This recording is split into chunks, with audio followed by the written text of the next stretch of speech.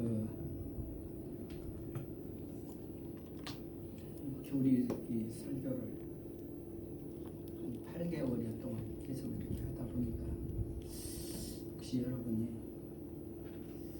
좀 지루하지 않나 그런 생각이 많이 들더라고요.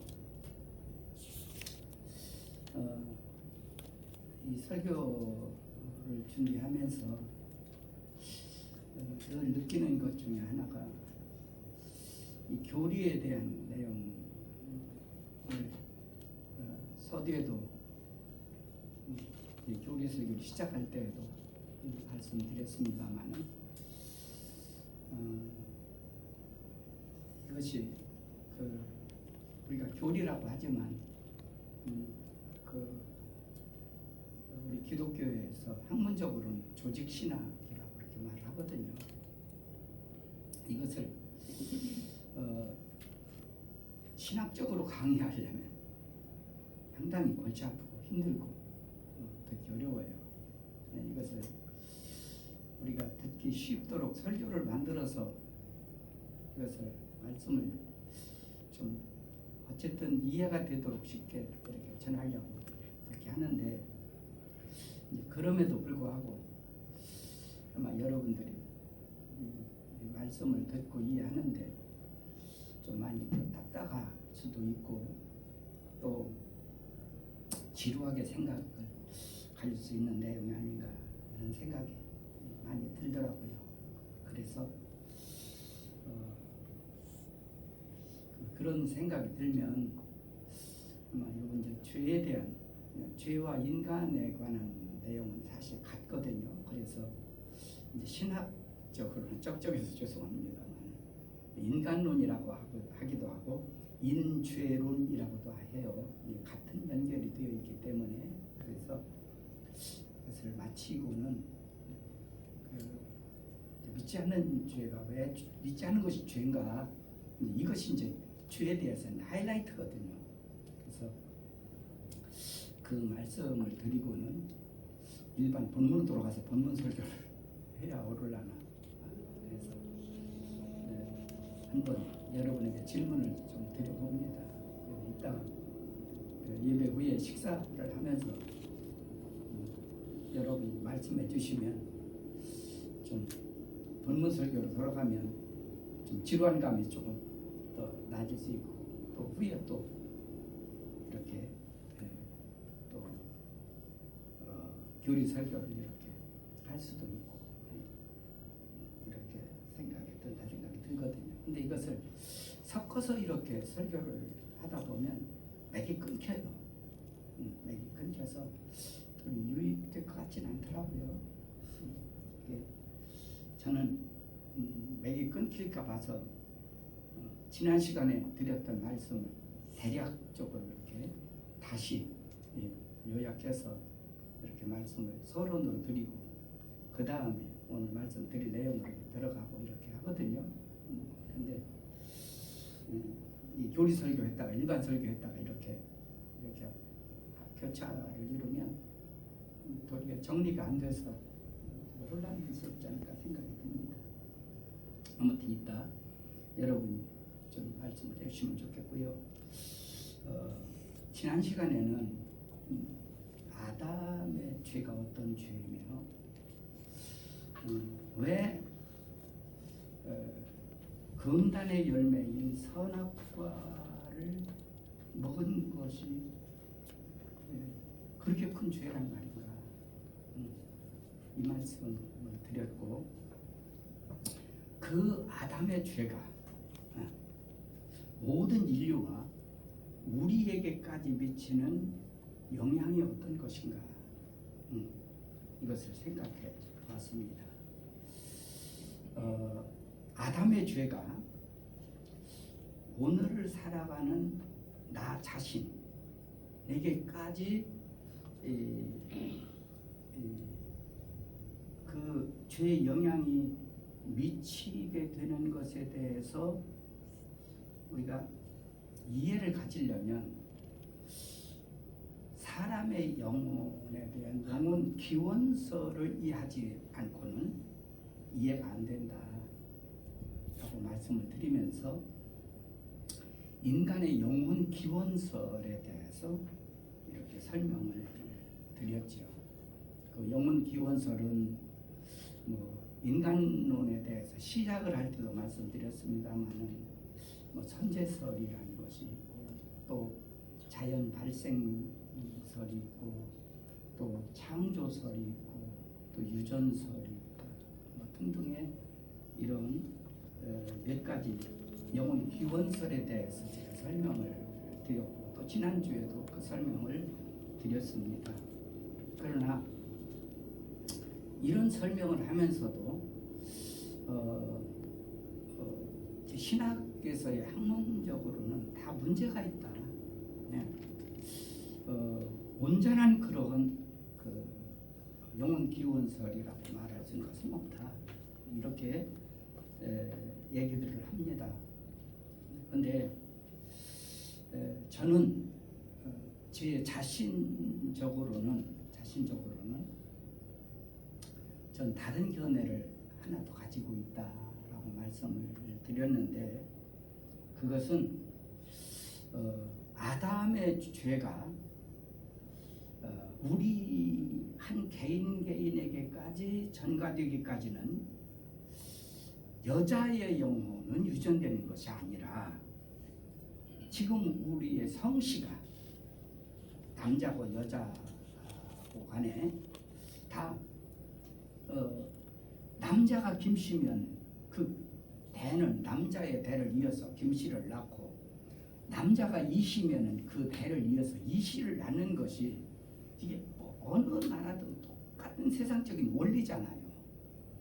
뭐 요즘에는 뭐 남녀 평등이라는 것을 굉장히 주장하다 보니까 요새는 뭐 엄마의 성씨를 따서 뭐 자식들이 뭐 성씨 개명을 이렇게 하기도 한다고 하더라고요. 그러나 그런다 할지라도 그것은 뭐 남녀 평등에 대한 어떤 얘기를 주장하기 위한 하나의 일들이지 실제로는 다 아버지의 성을 따라서 뭐 아들이건 딸이건 그 성을 이어서 이렇게 김씨냐 이씨냐 박씨냐 최씨냐 이렇게 전부 다 이어지는 것 아닌가요? 마찬가지로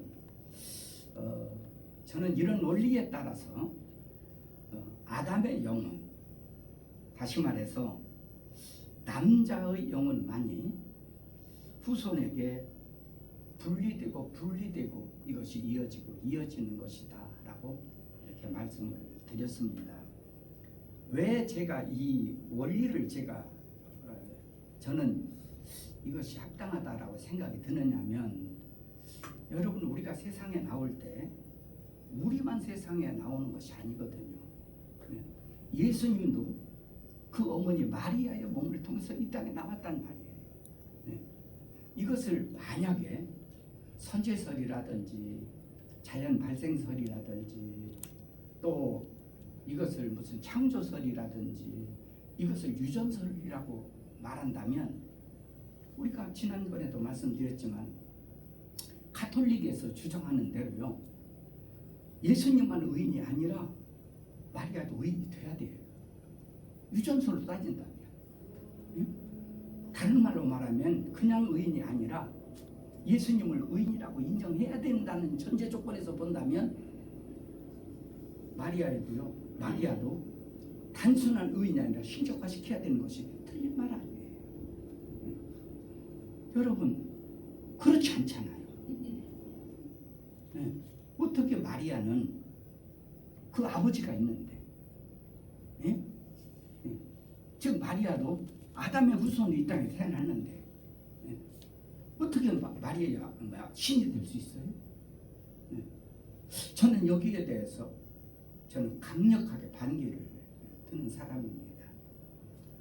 이미 조금씩 예수님에 대해서 말씀을 증거하면서 예수님의 출생에 관해서 조금 언급을 드렸지만요.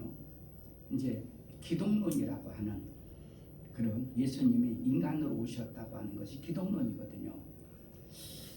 그때에 제가 처음으로 말씀드릴 것은 뭐냐면 예수님은 어떻게 인간의 몸을 이루셨는가 여기에 대해서 설명을 좀 누가복음을 중심으로 해서 말씀을 드리려고 합니다. 그때에 자세하게 다시 말씀드리겠지만 여러분 예수님은 뭡니까? 예수님은 마리아와 아무 상관이 없습니다.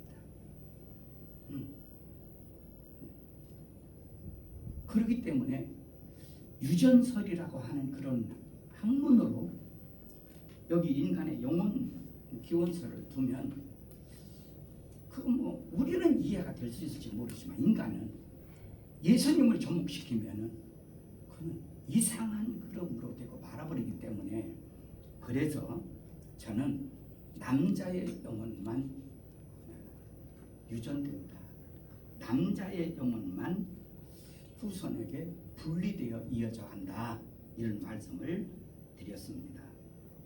그러므로 제가 말씀드린 이런 말씀의 이치를 영적인 이치로 따지고 볼 때에 우리 눈으로는 계보가 보이지 않아요. 여러분 아버지와 여러분 사이에 어떻게 연결이고 눈에 보입니까? 보이지 않잖아요. 똑같아요. 한 부모의 남자의 영혼이 그 후손에게 이어졌지만 그 이어짐은 보이지 않을지라도 이런 것으로 놓고 볼 때에 결국 모든 인류는 우리 자신 개인을 포함해서 첫 아담 한 아담 안에 붙어 있는 우리는 하나의 가지와 같다. 뭐 이렇게 생각하는 것이 가장 바람직하다라고 생각이 듭니다. 그러나 여러분 예수님을 가리켜 말할 때 둘째 아담이라는 말은 성경에 없어요. 예수님은 마지막 아담이에요. 그 말은 다른 말로 말하면 다른 아담입니다. 첫째 아담에 속하여 있지 않은 아담이라고 말이에요. 그 기독론에 들어가서 설명할 때 다시 말씀을 좀 구체적으로 말씀드리겠습니다. 아무튼 예수님 외에 마지막 아담이신 예수님 외에 모든 인류와 우리 개인까지도요. 우리는 첫 아담 안에 붙어 있는 나무의 가지에 같은 존재다. 여러분 이렇게 생각하시면 좋을 것 같습니다. 자, 그러나 로마서 9장에 보면요. 로마서 9장에 보면 거기 감람나무에 대한 얘기가 나오거든요. 감람나무가 이것이 이제 우리나라 말로 번역을 할 때 이것이 뭐예요? 중국식으로 번역했다고 하더라고요. 원래는 감람나무가 아니라 올리브유인데 올리브유를 감람나무로 그렇게 번역을 했답니다. 중국에 올리브유와 아주 흡사한 나무가 있는데 그 나무가 감람나무라네요. 그래서 우리나라가 그 성경을 우리말로 번역할 때 중국의 영향을 많이 받고 있는 상태에서 번역을 하다 보니까 그게 더 이해가 쉽겠다 싶어서 이렇게 번역을 했다고 그러더라고요. 근데 이 로마서 9장에 감람나무의 비유가 나오는데요. 거기 감람나무가 두 종류가 있다고 나와요.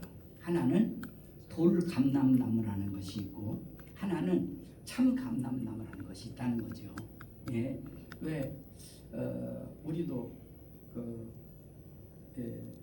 감이 있는가 하면 고염이 있거든요. 저 어렸을 때에도 이제 그것을 아버지가 접붙이는 걸 따라다니면서 보기도 하고 이렇게 했는데 접붙이는 걸 볼 때 이 고염나무를 잘라가지고 좋은 감나무 줄기를 거기다 접붙이더라고요. 우리가 생각할 때는 감나무를 자르고 고염나무를 접붙이는 것 같은 생각이 드는데 아니에요. 고염나무를 자르고 거기다 감나무 좋은 걸 접붙이면 이 감나무 접붙인 줄기가 고염나무의 이 강한 영향을 받아가지고요 좋은 열매를 맺어요. 근데 로마서 9장은 반대로 얘기하거든요. 돌감람나무의 가지가 찬 감람나무에 접붙임을 당했다. 그래서 이것은 성경에 이게 잘못 기록됐다 이렇게 얘기하는데 그런 의도가 아닙니다. 예, 그렇게 말하는 사람이 잘못된 거죠. 이해를 무슨 뜻인지를 이해를 해야 되거든요. 이게 바로 돌감람나무 같은 그런 우리를 참 감람나무 같은 비유거든요. 그를 예수님에게로 접붙임을 당한 우리들이다. 우리가 예수님을 믿는 사람들 이렇게 설명하고 있거든요. 이것은 우리가 첫째 아담 안에 속해 있는 아담 안에 있는 하나의 우리는 가지에 불과한 존재들이었는데 우리가 예수 그리스도를 믿음으로 말미암아서 우리는 첫 아담에게서 떠나 마지막 아담이 되시는 예수님께 속한 자가 되었다. 이거를 설명하기 위해서 돌감람나무에서 참감람나무로 접붙임을 당한 얘기를 하고 있다라는 말씀을 드렸습니다. 그러므로 우리 개개인은 십자가의 피 공로를 믿는 믿음으로 말미암아 하나님 아버지께 죄 사함을 받게 되어 이제는 예수를 십자가의 피 공로로 말미암아 우리는 하나님으로부터 의롭다 함을 얻은 자이다. 의롭다 함을 하나님이 우리를 그렇게 의라고 인정해 준다 그 말이에요. 이거를 한문으로 이신칭의라고 이렇게 신학적으로 이렇게 표현한다고 말씀을 드렸습니다. 예, 그래요. 예. 우리가 예수를 믿는 믿음으로 말미암아 하나님으로부터 의롭다함을 얻은 자다. 예. 그래서 우리와 하나님 사이의 중보자는 오직 예수 그리스도의 피 때문이다. 이렇게 말씀을 드렸습니다. 오늘 본문은 이스라엘 백성들의 그 모습을 여기 담고 있는 내용이거든요. 예. 고린도서는 이방인, 지금도 고린도라는 지역이 있더라고요. 보니까. 근데 고린도라는 이방인 교회에 지금 하나님이 참 바울을 통해서 보낸 말씀이거든요. 여기 보면은 그 이방인들에게 말씀을 증거하는데 누구의 모습을 담냐면 이스라엘 백성들의 모습을 여기 담아서 구원과 교회 공동체로 이렇게 해석해 주는 말씀이 본문의 말씀입니다. 사실 엄밀히 따지면 오늘 본문은 사실 인간론이나 죄론이 아니라 교회론이 맞습니다. 예. 교회에 관한 것이 어떤 것인가, 어떻게 해서 교회가 됐는가, 이걸 설명하기 위해서 오늘 여기 말씀하고 있는 내용이거든요. 그러나 제가 오늘 이 말씀을 본문으로 선택한 이유는 지난 시간에 드린 말씀의 내용을 좀 적용적으로 좀 설명하는데 이 말씀이 필요하겠다 싶어서 그래서 오늘 이 말씀을 중심으로 해서 말씀을 드리고자 합니다.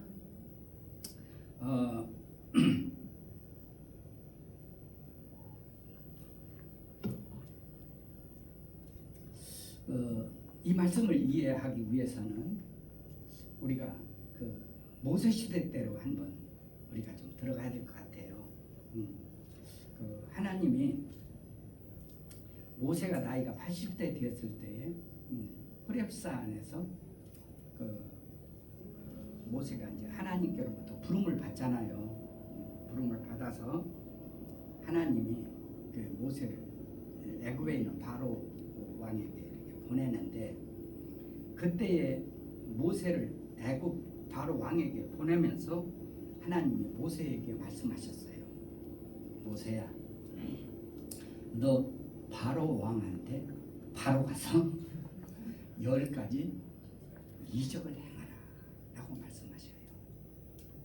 그때에 그 하나님의 명을 받은 모세는 바로 앞에 가서 하나님의 말씀하신 말씀을 따라 10가지 이적을 행합니다. 근데 그 중에 마지막 재앙이 뭐죠? 장자의 재앙이었잖아요. 그죠? 예, 그 10가지 재앙은 외우라고 제가 전에 여러 차례 말씀드렸어요. 예, 이건 그 우리가 무지개는 7가지잖아요. 빨주, 노초, 파남, 보 7가지 색깔이죠, 그죠? 예, 이 모세가 이적을 행한 10가지 재앙, 10가지 하나님이 하신 일은 피계, 인파, 악독, 우, 매, 흑장 이렇게 첫자로 외우면 아마 쉽게 이해가 될 것 같아요. 네, 피계, 인파, 악독, 우, 매, 흑장 이렇게 해서 이 10가지 그 이적을 여러분이 외우시면 좋지 않나 생각이 드는데, 그 중에 마지막 10번째 재앙이 장자의 재앙을 내리는 날이었어요. 그때에 하나님이 모세를 통해서 이스라엘 백성들에게 유월절에 관한 말씀을 선포합니다. 뭐에 관해서요? 유월절. 여러분 잘 이거를 생각하셔야 됩니다. 이 말씀은 이 말씀을 들은 이스라엘 백성들은 모세가 이렇게 유월절에 이렇게 뭐를 이렇게 해라 하는 말씀을 따라서 이스라엘 백성들은요 어린 양을 잡아요. 여러분 성경에 어린 양이라는 말은 양 새끼라는 그런 것을 생각하면 안 돼요. 아직 장가 들지 않는 순양을 가르쳐 얘기합니다. 암양을 잡으라고 안 해요. 순양을 잡는데 아직 장가 들지 않은 순양을 어린 양이라고 이렇게 말을 하거든요. 이 어린 양을 잡아서 그 잡을 때에 이스라엘 사람들은 먼저 목을 따서요 피를 먼저 이렇게 받는데요. 예, 이 어린 양의 피라고 하거든요. 이 피를 어디다 발려내냐? 쉽게 말하면 여기 교회 들어오려면 현관문 있잖아요. 현관문 문틀 있죠. 그걸 문설주라고 말해요. 문설주에다 그걸 발려라. 다 그렇게 말씀하셨어요. 그리고는 그 문설주 바른 그 집 안에 들어와서 자면 안 돼요. 자면 안 돼요.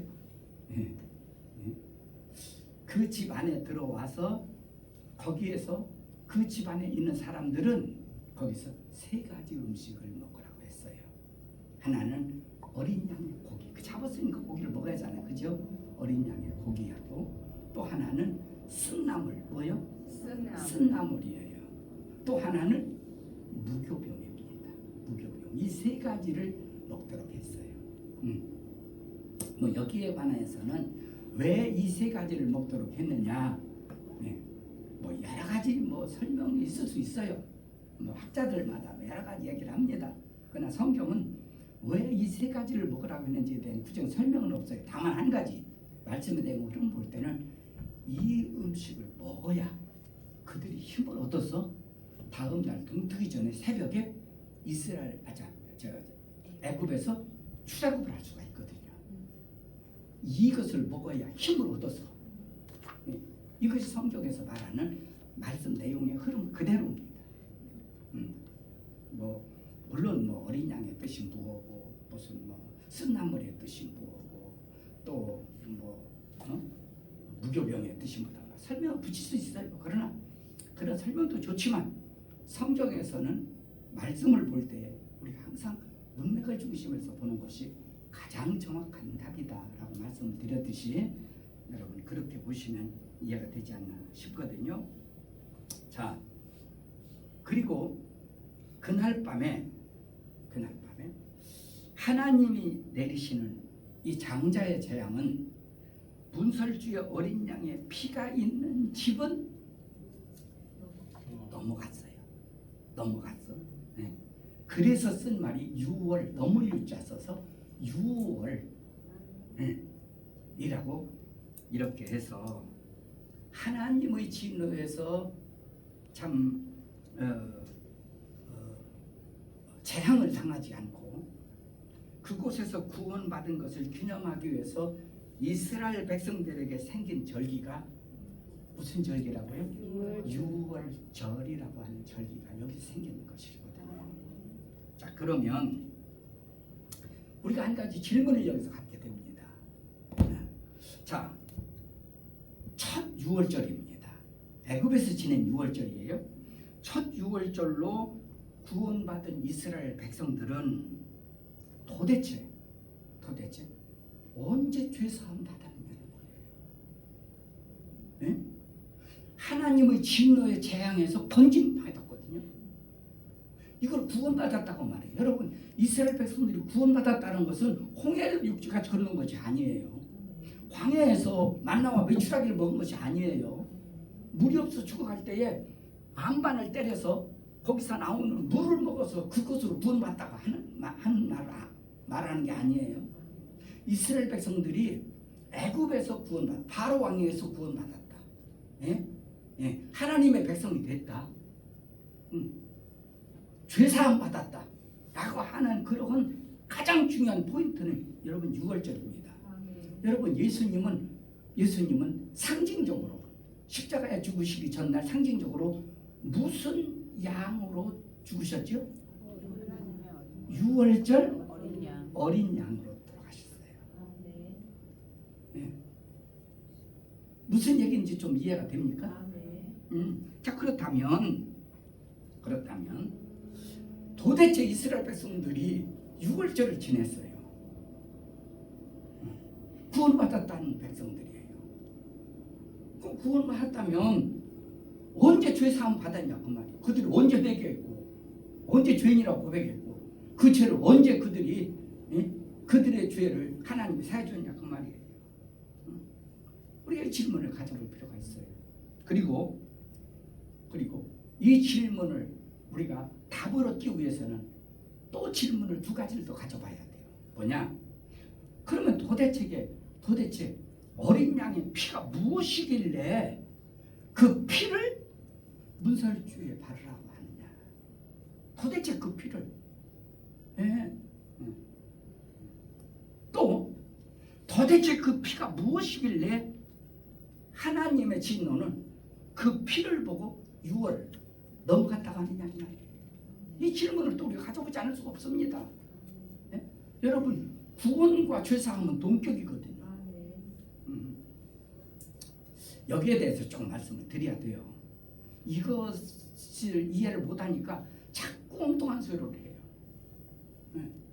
성도들만 엉뚱한 소리 하는 것이 아니라 분명히 이와 같은 어떠한 상황이 있거든요. 그런데 말씀을 전하는 사람들도 엉뚱한 소리를 하는 경우들이 참 많아요. 유월절에 대한 내용을 이해를 못해 생기는 문제입니다. 여러분 성경은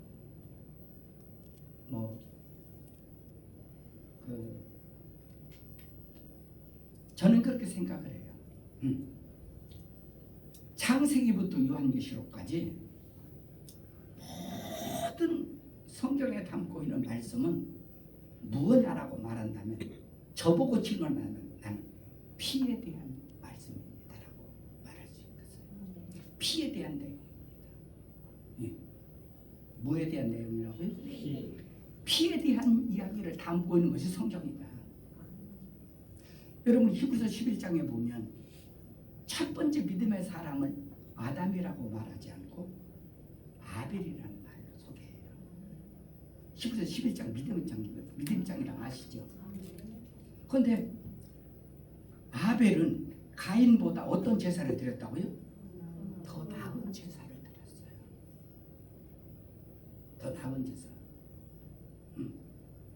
여러분 더 나은 제사를 드렸다니까 이거를 비교급으로 보는 경우도 있어요. 가인의 제사와 아벨의 제사 그게 아닙니다. 완전히 가인의 제사와 아벨의 제사는 다릅니다. 어떻게 다르다고요?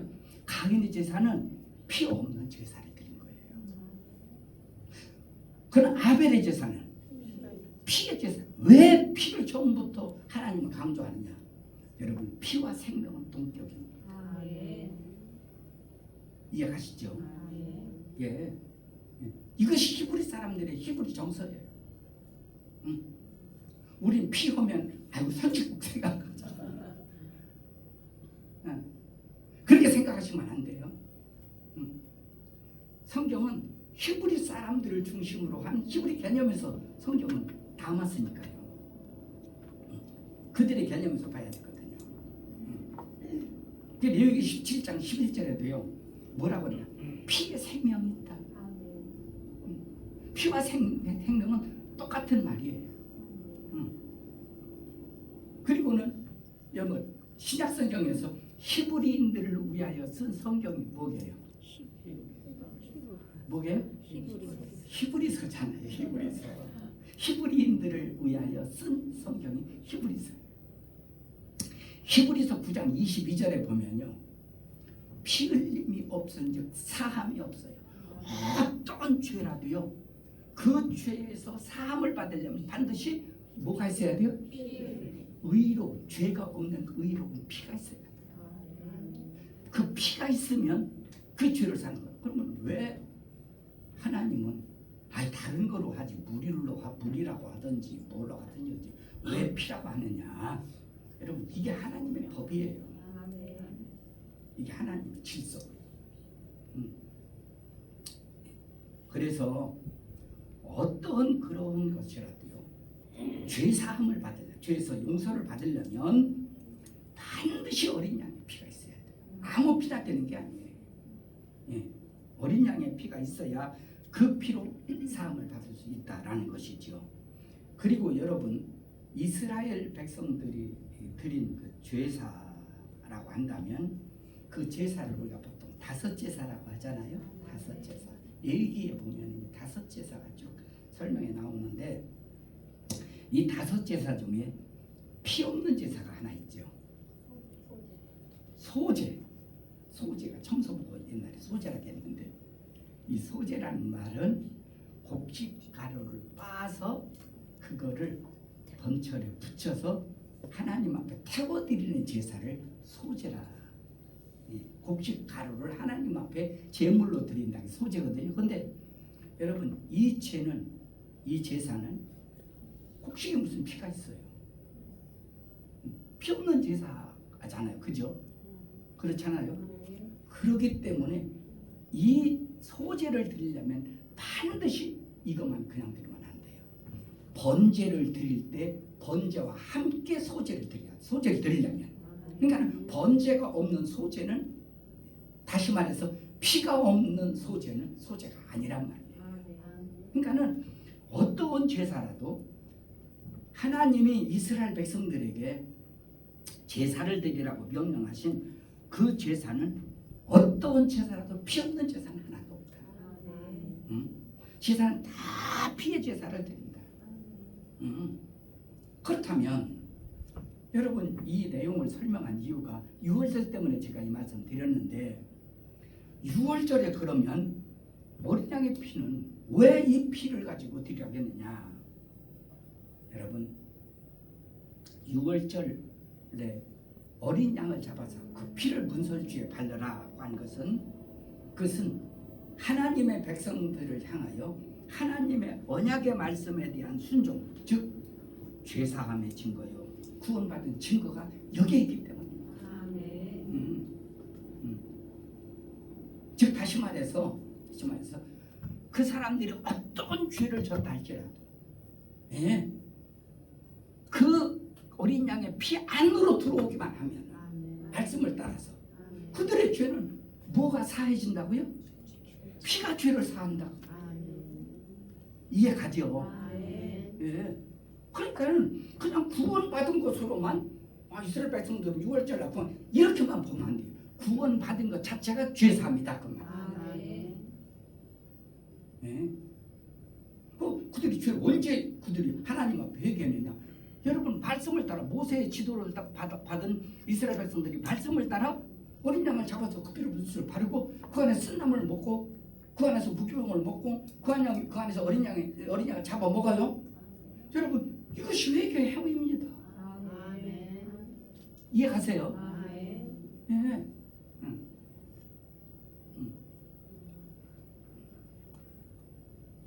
그래서 6월절에 구원받은 것과 6월절에 죄사함 받았다는 얘기는 똑같은 얘기예요. 이걸 같이 생각해야지. 이걸 갖다가 자꾸 이제 광야에 가서 이따 광야 얘기할 겁니다. 광야에 가서 있었던 얘기를 갖다가 자꾸 이거를 거기서 구원 문제를 다루고 있으니 이게 참 답답하고 폭폭한 일 아니겠어요?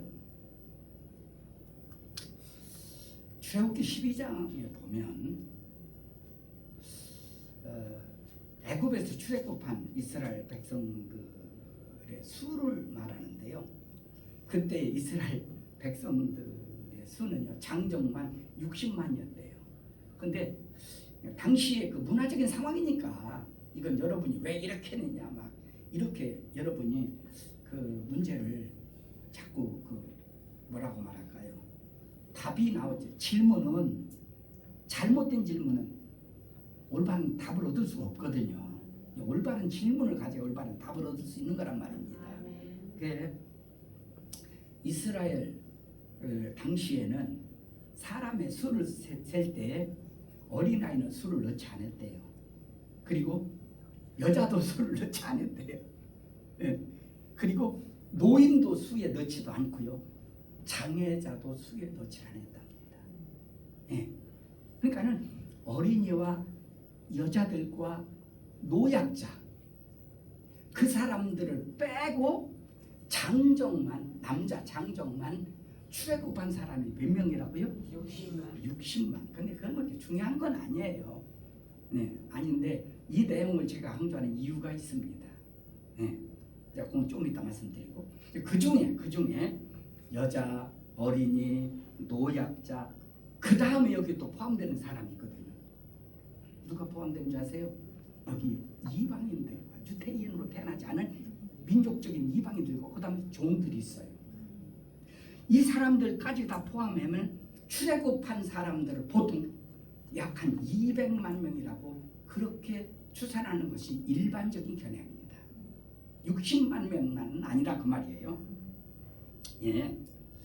그런데 여러분 마지막 재앙날에 첫 유월절을 지킨 사람들은 여러분 이스라엘 백성뿐만이었겠어요? 거기 여자는 없어요? 어린이는 없어요? 노약자는 없어요? 거기에 이방인 외국인은 없어요? 종들은 없어요? 누구라도 이스라엘 백성들에게 왜 이스라엘 백성들이 그럼 하나님이 이런 말씀을 드리냐? 그건 설명드릴게요. 그럼 어쨌든 이스라엘 백성들을 중심으로 해서 이 유월절 어린 양의 피 안으로 도이는 사람은 이스라엘 백성이라는 이유 때문만이 아닙니다. 누구라도 어린 양의 피의 은혜를 입은 자라면 다 구원받고 다 죄산 받아요. 여러분 이것이 유월절의 능력입니다. 우리는 자꾸 이방인 잠자 이스라엘 백성들 자꾸 우리는 여기에만 자꾸 거기 포인트를 두어서 얘기를 하다 보니까 좀 잘 이해가 안 돼요. 이스라엘 백성들 중심으로 생각하지 말고요. 하나님의 어린 양의 피라는 그런 그 테마 안에서 여러분 이 사건을 이해하시면 좋을 것 같아요. 아무리 이스라엘 백성들이라 한다 할지라도요. 하나님의 말씀을 모세가 증거하는 말씀을 거부하고 어린 양의 피 은혜를 입지 않고 그 집 밖에 있었더라면 어떻게 됐을 것 같아요? 다 하나님의 진노를 받았죠. 당연한 거 아닌가요? 자 그러면 질문 하나 드려요. 왜 하나님은 이 세상에 수많은 인종이 있어요? 아우 요번에 그 파리 그 올림픽 때 보니까 처음 듣는 그런 그 부족도 있더라고. 보니까 처음 들어본 이름인데 잘 기억도 나지도 않네요. 그 세상에는 수천의 종류가 있는데 그 중에 왜 하필이면 왜 하나님은 이스라엘 백성만을 구원하려고 하시는가? 여러분 여기에 대한 좀 불만이 없어요? 믿음이 좋아서.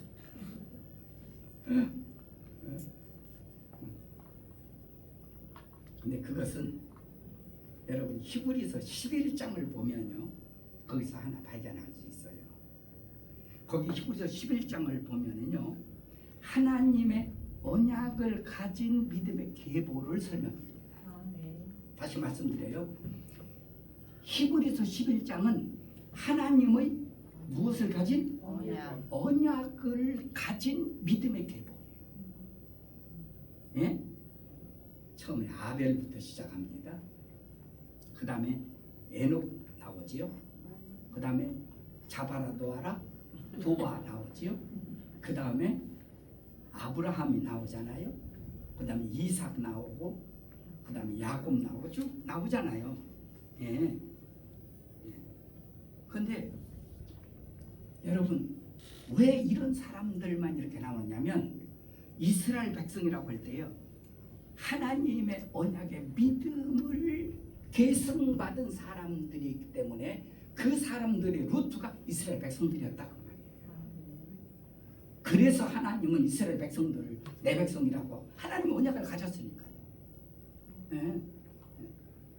아니 말로는 이스라엘 백성이지만요, 이방인이라도요 유대교를 개종한 사람들이 엄청 많습니다.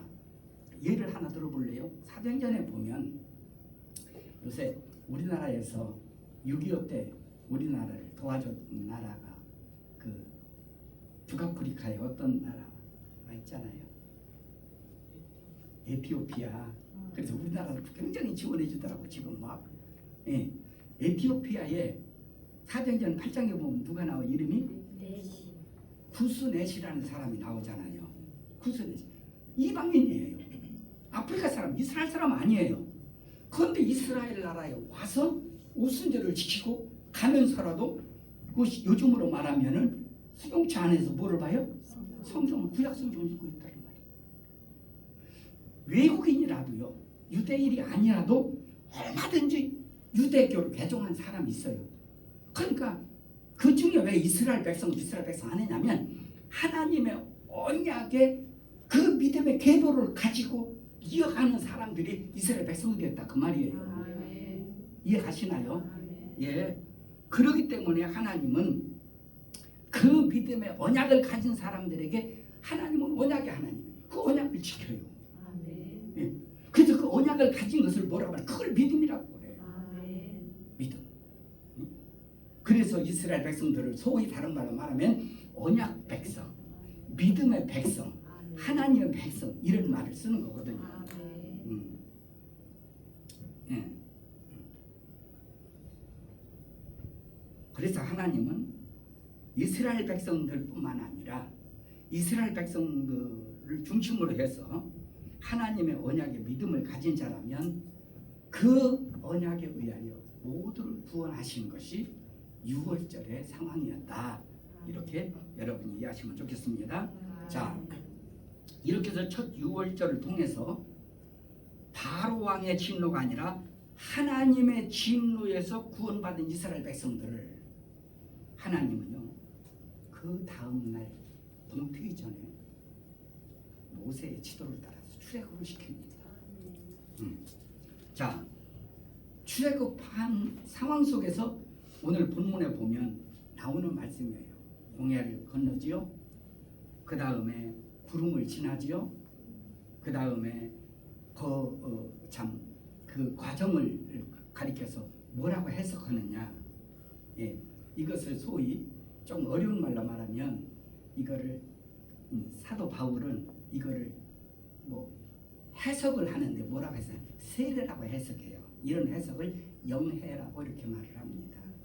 하는데 어쨌든 이렇게 이걸 영적으로 해석해서 홍해 바다를 지나고 또 구름 아래를 지나간 것, 이것을 가리켜서 세례를 받은 것이다 이렇게 말을 해요. 자, 구원 어디서 받아요? 6월절을 통해서. 세례는 어디서 받아요? 홍해 바다를 통해서. 이해가시죠? 예.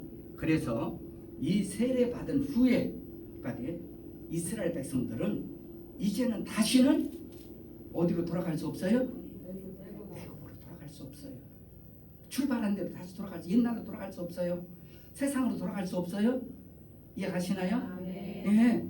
누구라도 유월절을 거쳐서 세례를 받아서 그 다음에 하나님의 구원받은 그런 그 참 하나님의 백성 공동체가 된 사람들은 이제는 거기서 뭐 별짓을 하더라도 그 사람들은 이제는 하나의 운명 공동체가 되어버리고 만 거예요. 구원의 공동체요. 예. 그리고 구원받은 이스라엘 백성들은 이제 그 광야에서 40여 년을 이렇게 지나게 됩니다. 지나게 되는데 여러분 공동체로서의 어떠한 그 생존을 유지하려면은 우리가 이렇게 생각하시면 돼요. 뭐냐면 작게나마 예를 들어서 우리가 어떤 모임을 갖자. 모임을 하나 만들었다고 하십시다. 예, 탁구대가 있으니까 뭐 탁구 우리가 동호회를 갖자 하면은 거기에서 그 탁구 동호회를 잘 유지하기 위해서는 뭐가 필요하죠? 뭐가? 회칙이 필요한 거 아닌가요? 예? 그 동호회 들어오려면 어떤 조건이다. 그런 회칙이 필요하잖아요. 그 회칙이 없으면요. 얼마 가지 못해서 깨지고 말아버리잖아요. 회칙 있어도 깨지는데 회칙 없으면 그 무슨 그 회가 유지되겠어요. 마찬가지로 여러분 공동체가 유지되려면 반드시 있어야 되는 것이 뭔지 아세요? 법과 질서입니다. 이것이 없으면 공동체를 유지할 수가 없어요. 네. 그래서 하나님은 이스라엘 백성들을 출애굽시켜서 홍해를 건너게 세례받게 한 다음에 그들을 어디로 인도한 줄 아세요? 시나이산이라고 하는 시내산이요.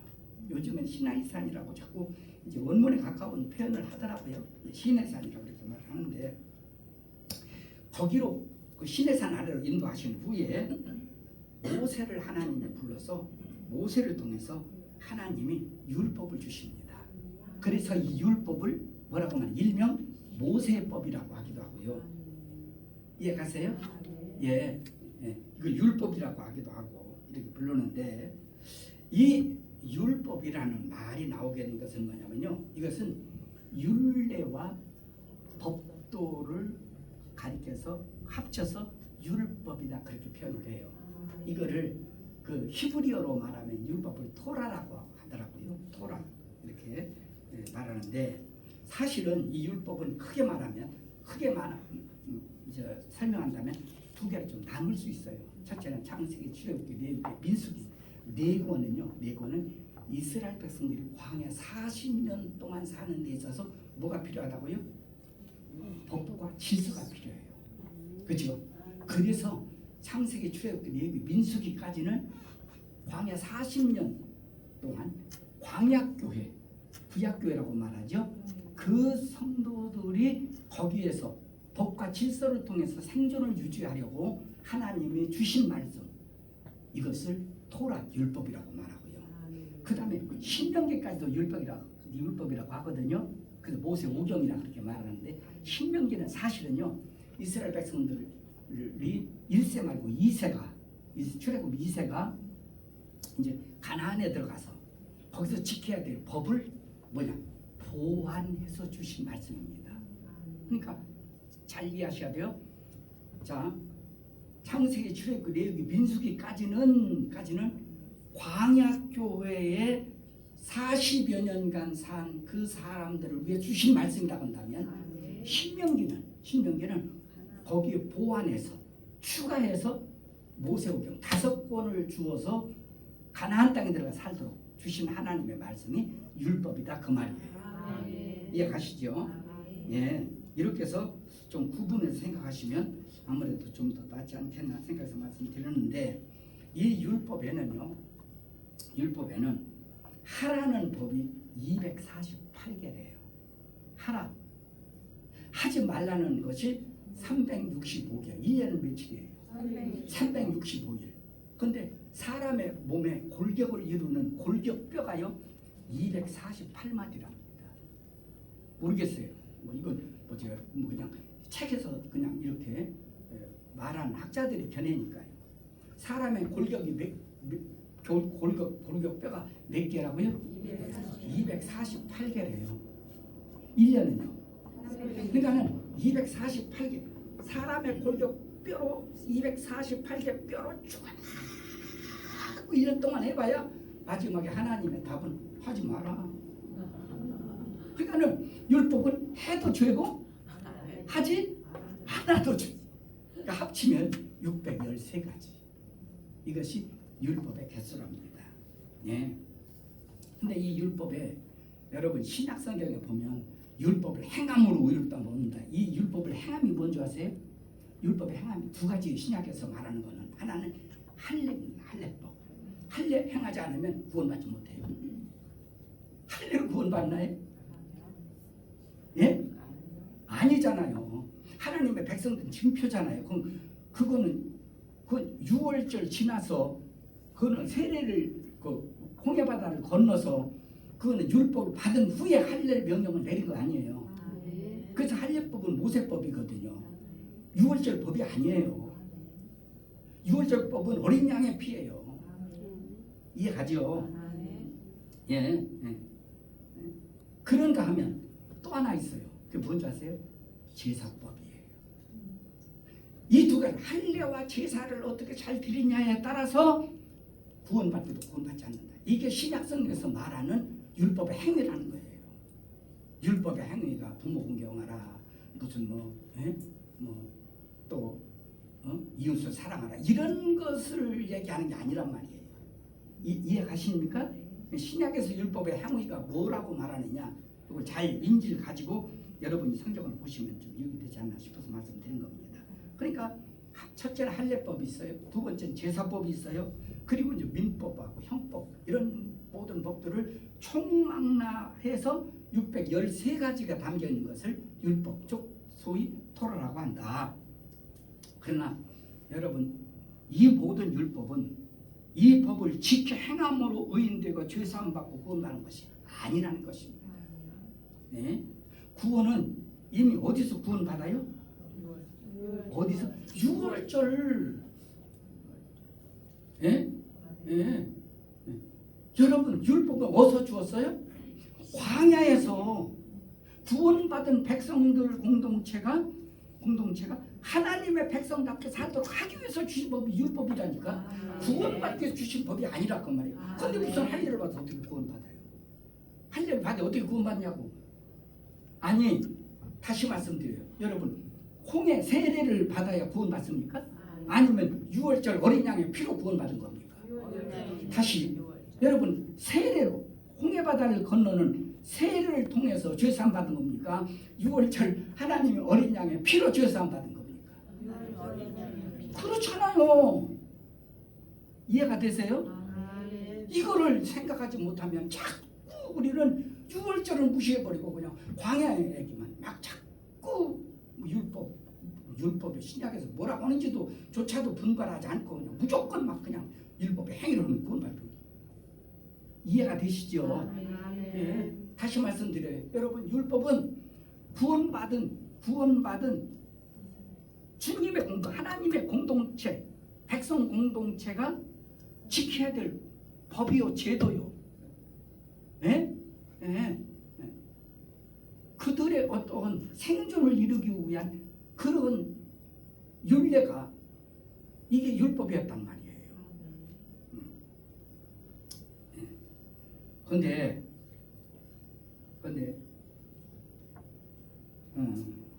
한번 질문 드려볼게요. 그러면 출애굽해서요. 그 6월절을 지나고 또 홍해바다를 건너고 그 다음에 광야에서 율법을 받아서 그들이 할례도 행하고 제사도 행하고 뭐 여러 가지 법을 지키고 이렇게 한 백성들이 가나안 땅에 들어갔어요? 못 들어갔어요? 제 1세대 다 못 들어갔죠. 다 그걸 행했는데 못 들어갔죠. 그러면 가나안 땅에 못 들어간 그런 이스라엘 백성들은 구원 받았나요? 못 받았나요? 받았어요. 네? 받았어요. 진짜로? 네. 어떻게 해요? 6월절. 맞아.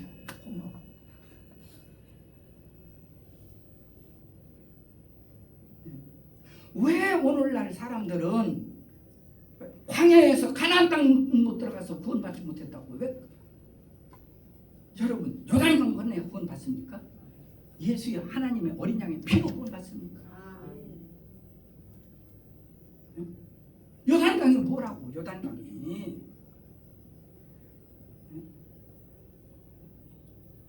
이거 잘 이해하셨죠? 아멘. 분명히 잘 이해해야 됩니다. 아멘. 그런데 예수님 당시에는 이스라엘 백성들은 어떤 생각을 가졌냐면 그들이 율법으로 할례받고 율법의 거기에 말씀을 따라서 하나님 앞에 제사를 드리고 그 다음에 모세 오경을 외워서 경문을 차고 이 율법을 행함으로 말미암아 그들은 구원받는 줄 알았어요. 그는 하나님의 구원받은 교회 백성 공동체가 지켜야 될 그러한 율례라니까 그거로 구원받는 것이 아니란 말이에요. 아멘. 질문을 드려볼게요. 우리나라 사람들은 당연히 우리나라 법을 지켜야 하는 거예요, 아니에요? 지켜야 되죠. 그러면 외국인이라도 우리나라 안에 살려면 법을 지켜야 돼요, 안 지켜야 돼요? 당연히 지켜야 돼요. 우리 안에 살려면. 그러면 이렇게 질문해 봅니다. 예. 우리나라 안에서 우리나라 법을 지키고 산다고 해서 우리나라 사람인가요? 아니잖아요. 여러분, 율법을 지킨다고 해서 하나님의 백성이 아니에요. 하나님의 백성들이 지켜야 될 법이고 하나님의 백성이 아니라도 그 안에 같이 공동체로 살려면 법을 지켜야 되겠지요. 지키지 않으면 거기서 떠나가 살아야 되든지 해야 되는 거 아닌가요? 원래 율법을 주신 목적이 무언지를 우리가 이해해야 돼요. 너무 우리는 율법이라는 얘기를 많이 들었어도 율법을 어떻게 다시 활용했는가에 대한 것은 설명을 하면 설명을 못해요. 충분히 이해됐죠? 다시 말씀드려요. 구원은 어디로? 6월절로. 6월절로. 세례는 어디로? 홍해를 건너서. 그죠? 예? 그 다음에 하나님의 구원받은 백성 공동체가 지켜야 될 그러한 방편으로 하나님이 뭐를 줬다고요? 율법을 주실 거라고요. 여러분 이렇게 하면 이해가 됩니까? 아멘.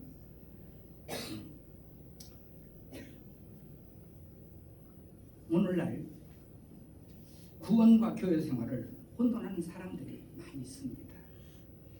요한복음 14장 6절에 보면 내가 길이요 진리요 생명이니 나로 말미암지 않으면 아버지께로 올 자가 없느니라. 요한복음 14장 제가 이제 강의할 때 말씀드릴게요. 너희는 마음에 근심하지 말라. 하나님을 믿으니 또 나를 믿으라. 내 아버지 집엔 거할 곳이 많도다. 내 아버지 집엔 거할 곳이 많대요. 응? 내가 너희를 위하여 처소를 예배하러 가노니 가서 너희를 위하여 처소를 예배하면 내가 다시 너희에게로 와서 너희를 나 있는 곳에 인도하리라.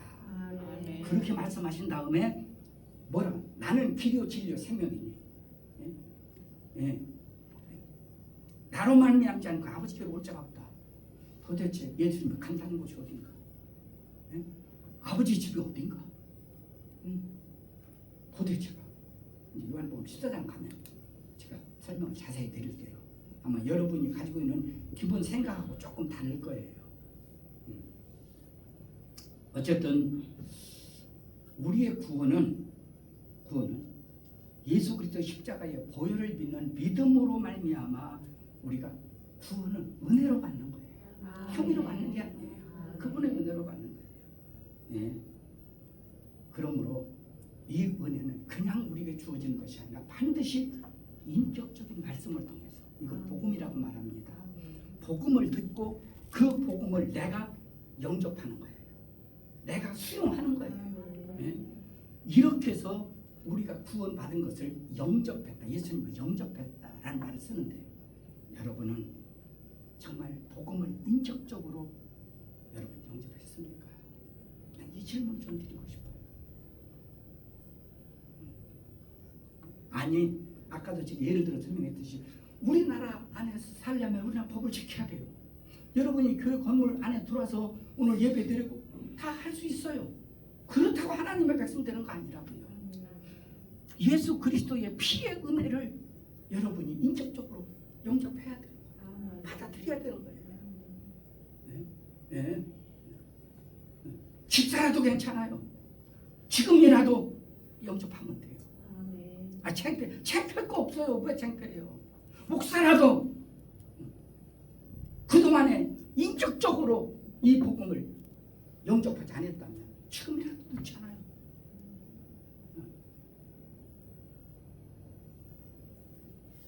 여러분 복음은 피를 초월해서는 복음이라고 말할 수 없습니다.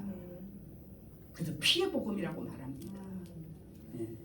옛날에 제가 피의 복음에 관해서 좀 이렇게 장문을 좀 써놓은 게 있었는데 찾아봤더니 날라갔더라고요. 컴퓨터에다가 써놨는데 어떻게 됐는지 모르고 날라갔어요.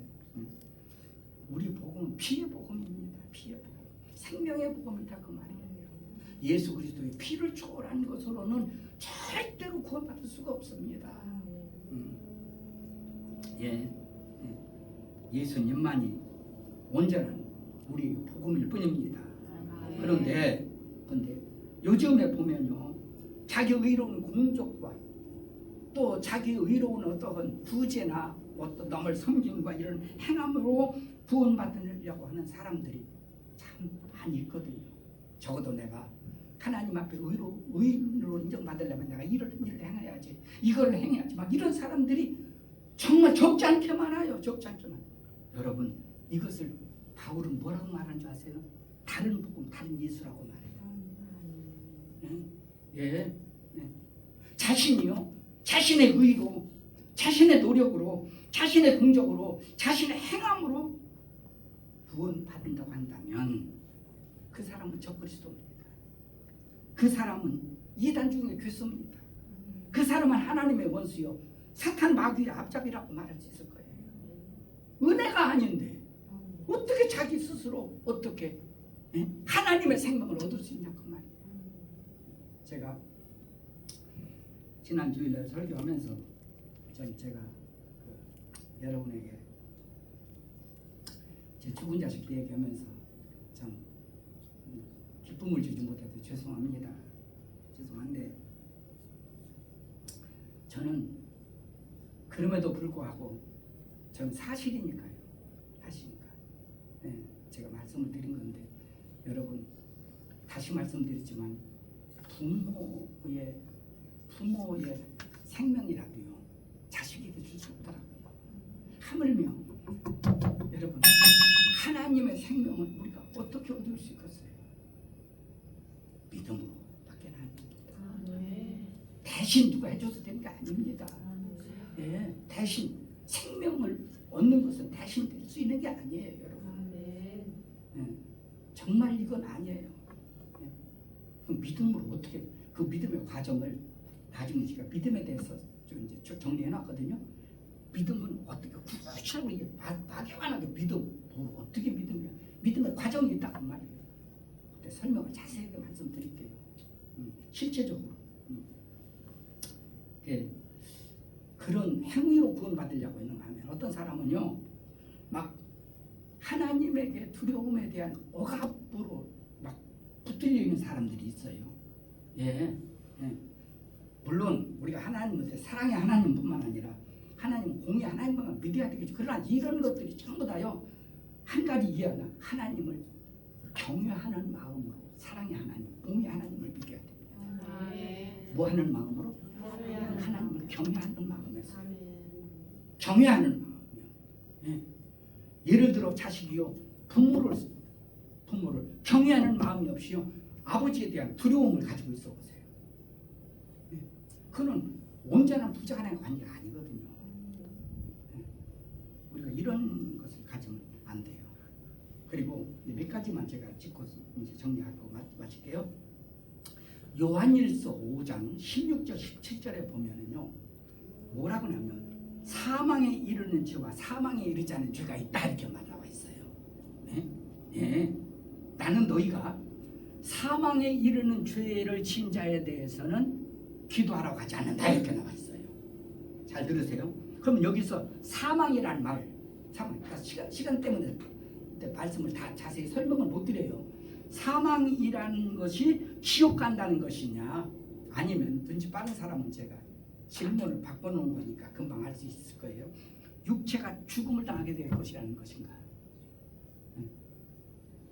또 사도행전 5장 1절에서 5절까지 보면요 아나니아와 삽비라가 자기가 재산을 팔아가지고 하나님 앞에 다 드리지 못하고요 그걸 베드로 앞에 사도 앞에 내놓는데요 얼마를 숨기고 내놨어요. 그러니까 베드로가 뭐라고 말했어요? 너 성령을 속였어. 예? 너 이제 저주를 받아야 돼. 아니 베드로의 한마디에 아나니아 삽비라가 죽었어요, 안 죽었어요? 거기서 소위 말하면 요즘으로 말하면 급살 맞았어. 죽었어요. 그렇다면 아나니아와 삽비라는 거기서 죽었는데 천국에 갔을까요? 지옥에 갔을까요? 네? 네. 또 고린도전서 5장 5절에 보면요, 어떤 사람이 고린도 교회 안에서요 죄를 지었어요. 무슨 죄냐면 아버지의 첩하고 관계를 가졌어요. 예. 그러니까는 아버지 여자라고 나와 있어요. 아버지의 여자라고 나와 있거든요. 그러니까 이런 사람은 뭐냐? 교회에서 사탄에게 내어주라 그렇게 나와 있어요. 그렇게 나와 있거든요. 고린도전서 5장 5절에 여러분 사탄에게 내주라 했는데 그럼 이 사람이 천국 갔을까요? 아니면 지옥 갔을까요? 여러분이 한번 생각해 보세요. 그리고 마태복음 12장 31절에서 32절을 보면요, 예수님이 말씀하십니다. 인자를 거역하면 사하심을 받으나 성령을 거역하면 이 세상과 오는 세상 사하심을 받지 못한다. 예수님을 거역하면 사하심을 받아요. 그러나 성령을 거역하면 이 세상뿐만 아니라 오는 세상에서 사하심을 받지 못한대요. 예수님이 하신 말씀입니다. 그렇다면 사하심을 받지 못한 사람은 천국에 갈까요? 지옥에 갈까요? 고민되죠. 예? 또 고린도전서 6장 1절에서 10절에 보면요, 뭐라고 나오느냐? 불의한 자는, 의롭지 못한 자는 하나님 나라를 유업으로 받지 못한대요. 하나님 나라를. 예. 여러분, 그렇다면 하나님 나라를 유업으로 받지 못한 자는 천국에 갈까요? 지옥에 갈까요? 여기 한 가지 제가 여기에 팁을 드릴게요. 그럼 팁을 드리느냐? 여러분 위에서 제가 몇몇 구절을 지금 말씀드렸습니다. 근데 이런 말씀들은 여러분 구원의 메시지가 아니라 구원받은 교회 공동체 안에서 어떻게 이 말씀을 지킬 것이냐라고 주시는 구원받은 교회 공동체 안에 주신 메시지입니다. 이해 가세요? 예. 그 성경에 보면 어느 성경을 보더라도요, 구원받은 교회 공동체 안에서도요 수많은 죄와 싸우고 있다는 걸 여러분 보게 돼요. 이것이 천국 지옥을 놓고서 판가름하는 얘기일까요? 아니에요. 아닙니다. 우리가 예수를 믿음으로 의롭다므로써 하나님의 자녀가 됐다 할지라도 이 세상에 사는 동안은 누구라도 너나 나나 할 것 없이요 죄를 초월하고 살 수 없는 우리는 죄인일 뿐입니다. 다만 늘 그 가운데서 마음으로 하나님께 회개하고 또 우리가 용서받은 죄인으로 우리가 사는 게 우리의 삶 아니겠어요? 우리는 여러분 죄가 하나도 없는 의인이 되어서 천국 가는 것이 아니라 오직 예수님의 보혈의 은혜로 하나님 나라 간다는 거예요. 이거를 우리가 잘 이해해야 됩니다. 그러므로 우리의 신앙의 기준을 죄냐 의냐 여기로 놓고 우리가 구원을 판단하면 안 돼요. 구원을 판단할 때 예수의 생명이 있느냐 없느냐 이거로 구원을 판단을 해야지 자꾸 우리는 죄를 놓고 저 사람 죄질까 지옥가 저 사람 지옥 그러면 성경에 천국 간 사람 한 사람이 없어. 말씀을 마칩니다. 우리 모두 예수의 생명으로 호흡하며 예수님의 은혜로 사는 성도들 되기를 예수 이름으로 축원합니다. 기도하시죠. 하나님, 오늘은 이스라엘 백성들을 예표로 들어 출애굽으로부터 시작하여 홍해를 건너고 광야 생활을 하는 그런 그 백성들의 모습을 두고 말씀하신 말씀을 근거로 하여 오늘 과연 우리가 어떻게 죄사함을 받으며 우리가 어떻게 구원을 받으며 우리가 어떻게 하나님의 백성 공동체로 살아가는가 여기에 대한 내용들을 우리가 생각해 봤습니다. 하나님 원컨대 저희들 오늘 이 말씀을 잘 이해해서 우리가 다른 복음 다른 예수를 쫓는 자들이 되지 않게 도와주시옵소서. 지금은 우리 구주 예수 그리스도의 은혜와 하나님 우리 아버지의 만극하신 사랑과 성령의 감화 감동 역사 교통 위로하심이 오늘 우리 하나님 앞에 나와 예배드리고 또 주의 말씀 듣고 돌아가는 믿음의 성도들과 저들의 가정과 생업 위에 이제로부터 영원토록 함께 있을지어다. 아멘.